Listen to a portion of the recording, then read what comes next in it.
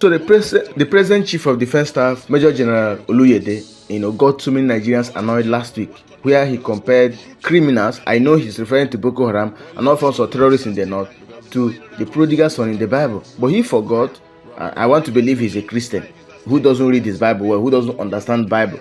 He forgot to mention that the prodigal son was not a criminal, didn't kill anybody, just went to his dad and said, divide the inheritance, give me my own share. His dad did so, he squandered it, he came back to his side and sort of welcomed him. Boko Haram can never, or any form of terrorist killing people in the north can never be compared to the prodigal son. So I would like you to watch his video and compare it with what the former Chief of Defense Staff, Christopher Musa, had to say on Boko Haram or not terrorists. Talking about Operation Safecore, so many people have asked that question: why do we need to rehabilitate criminals? They all should be killed because they kill people. Well, that may make sense. But even in the Bible, we heard about the prodigal son. If there was not that window for the man to come back, would he have come back? So the point is that these are Nigerians, mostly. And it's important for us to give them that window to repent if they want to, rather than pushing them to the extreme to say, okay, it's either we kill you or you continue with the adventure. I think it's important for us to make people understand, especially in the National Assembly, because as we speak now, everything about Safecore has been driven by Defense Headquarters. And there's no part of the budget that says, okay, you should run Operation Safecore. So, our honorable there, I'm only speaking to you to understand the importance of Safecore, and that at some point we may come calling for your support. As long as you are deployed, your task is to secure your community. You are all aware on what condition you are supposed to shoot at the enemy. When your life is at stake and you have no other means of protecting yourself, you are allowed to fire. When your colleague's life is at stake and there is no way you can stop, you are allowed to fire.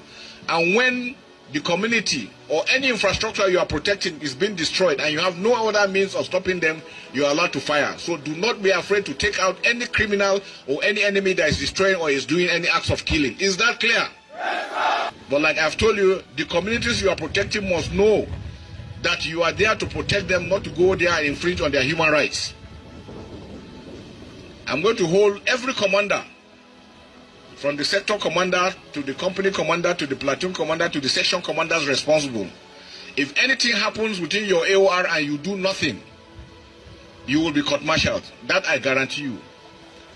But again, our policy is to reward hard work and punish indolence.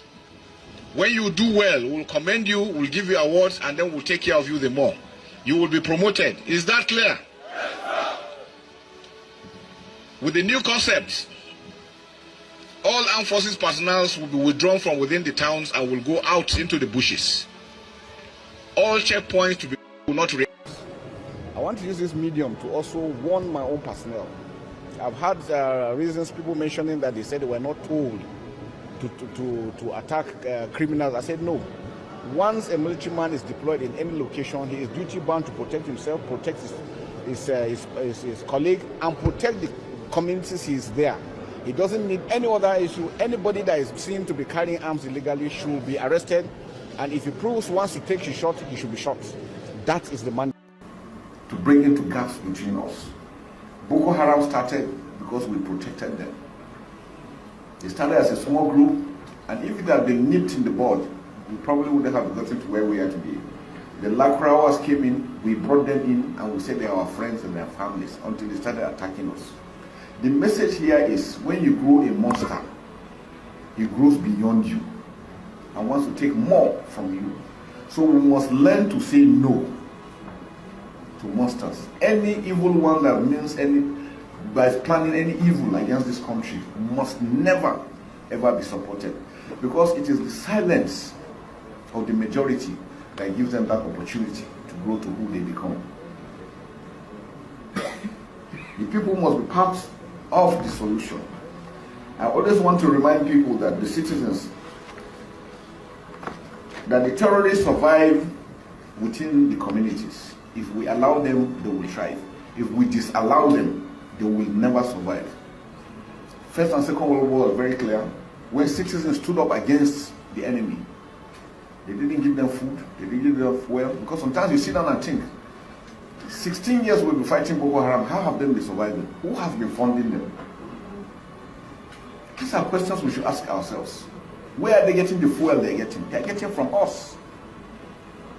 We have commercial drivers that will go and take full tank, go out, go and siphon fuel and give them.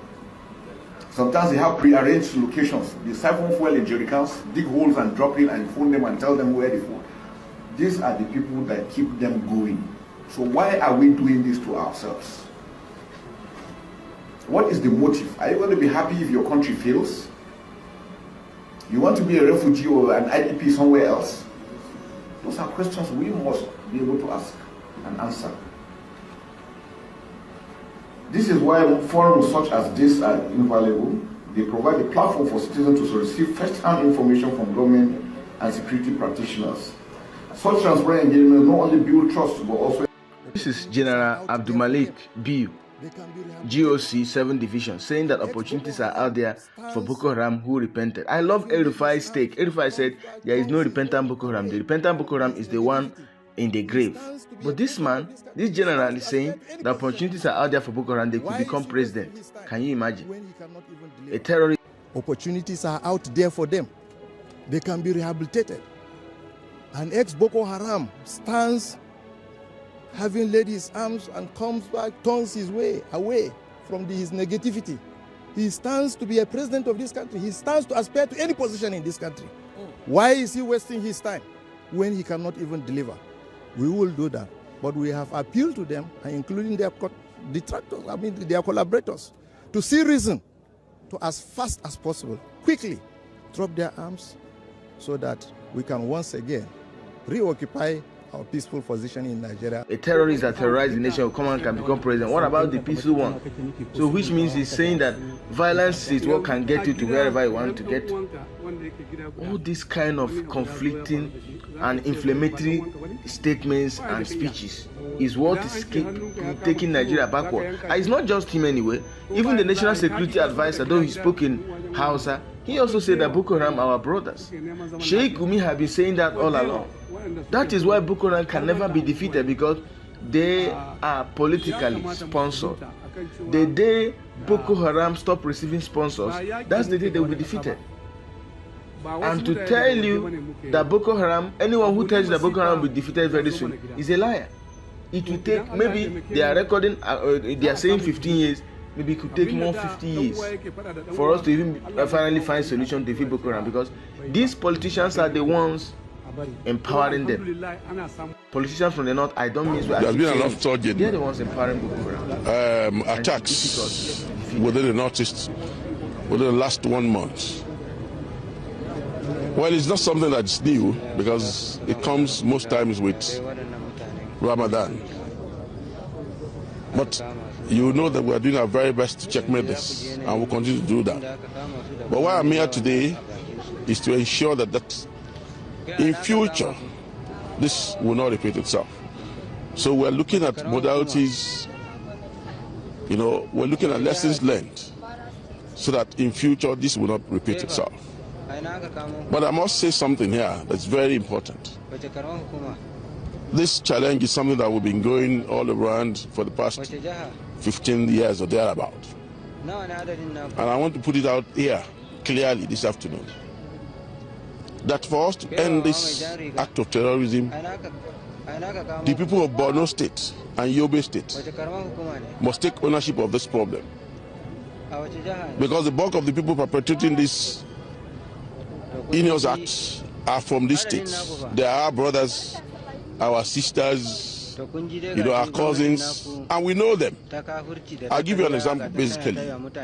When Kukawa was attacked,